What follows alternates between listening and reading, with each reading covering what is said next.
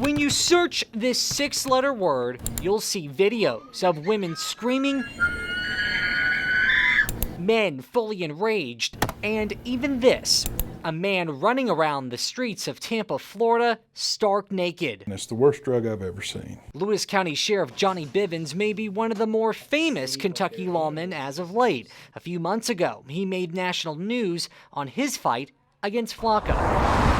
He says this quaint northeast Kentucky county has never seen anything like this before. Oh my God! Drug users in a hallucinated state. The sheriff says it's almost zombie-like. Recently, one of our deputies got in pursuit of one individual that was under the influence, and he jumped in a creek.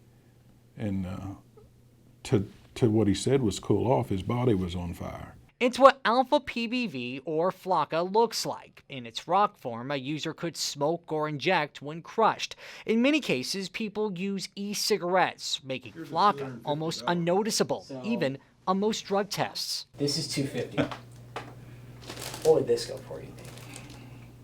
Thousands of dollars. The sheriff says this white rock could also be used in exchange for sex. The drug affects the portion of the brain in the same way a hallucinogen or a stimulant might, making people think they're in another world. But these synthetic cathinones are going to affect the same portion of the brain that methamphetamine is going to affect, and cocaine and things like that.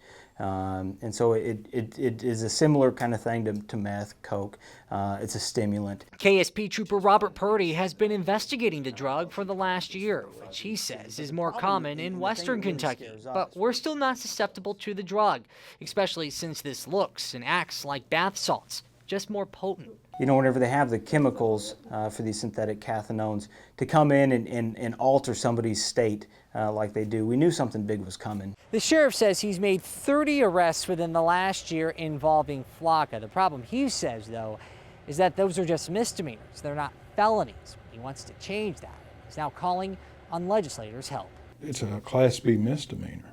They serve their time, they'll get back out, and they'll start again. Currently, there's a federal ban on this synthetic drug, but dealers are still able to sneak it in many cases through South Florida. And then on I-75, which, like many drugs, like heroin, is the pathway to bring Flakka to Kentucky. I know heroin's a terrible problem, but while we focused all of our efforts on heroin, we've had this sleeping giant. It's been awakened and it's here, and now we have to deal with it. This small county sheriff hopes lawmakers will listen. He says Flakka may be here to stay. I think you'll be able to come back here a year from now and say, wow, you know, this drug has really taken a hold of Kentucky and as well as the Midwest. Hoping scenes like this will not be found here in Kentucky.